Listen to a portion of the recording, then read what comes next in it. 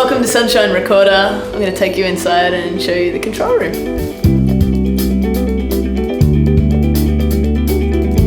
So this is where we mix the album on this beautiful Calrec 64 channel of analog warmth spaceship.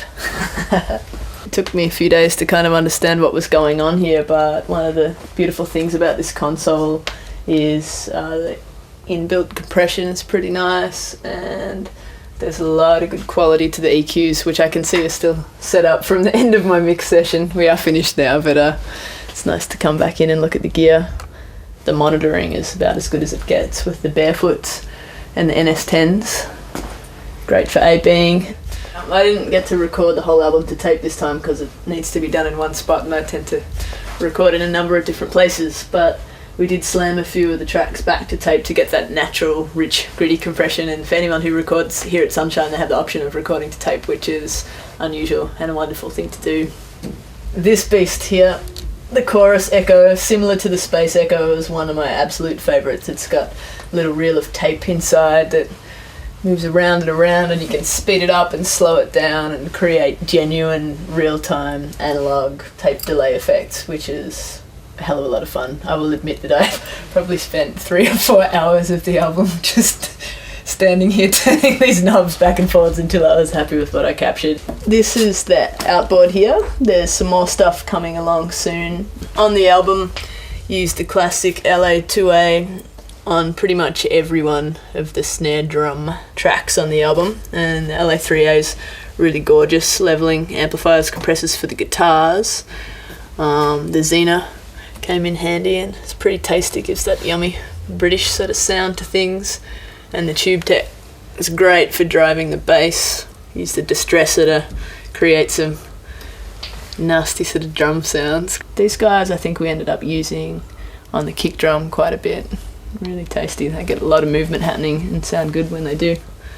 The API we used in a number of capacities, but often on the drums to just get some nice hard sidechain compression Master going on. bus stuff? Yeah, that too. And a little bit of that with the SSL here, which is pretty gorgeous. You can get a nice pumping sort of sound happening. We experimented on it with the track Zero Gravity. Avalon's always nice for those sweet EQing of the vocals and some tasty compression. It's good stuff. This retro gear is great too. I hadn't used it before, but the EQs here are incredibly powerful and get nice, rich analog warmth into pretty much anything, no matter what you did with it in the first place. So yeah, the combination of all of this and the Calrec, and with lots of assistance from Lee and his great ears, it was really wonderful working here and bringing the album together in this environment. After collecting it in many different domains, it was this room that allowed it to sound the way that it did.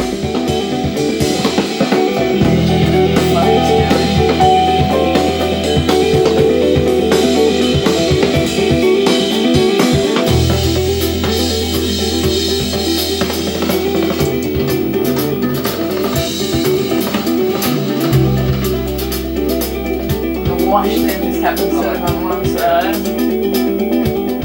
Here, hiding in the corner at Sunshine Recorder, we've got 2 amazing real plate reverbs, which is pretty hard to come by these days. And I only just learned about their process.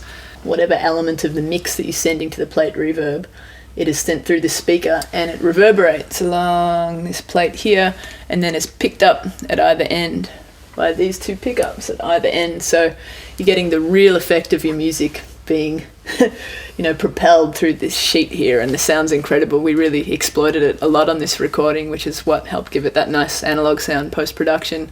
Well, this is the piano that Timmy played Go Until I'm Gone on, and it's beautiful, really beautiful. Gorgeous live room here, so really can record with a big band in this environment. Organ in here and a bunch of choices of amps. Lee's really got a great collection of amps and guitars here that are available for people to use when they come in and work at the studio. So yeah, that's great. We've also got a drum room here, which is nice. You can either choose the live room or this setup. And one of the great things about the space here, apart from the gorgeous green space outside is that musicians can kind of see each other because of the glass everywhere. So it's sound designed well enough that you can have the live room happening, the drummer in here, have a vocalist over here, and see through to the control room if you've got a producer or engineer instructing you on what to do. So it's really a fantastically usable space. I look forward to doing some tracking here soon rather than just mixing. Go on till I'm gone. Go on till I'm gone.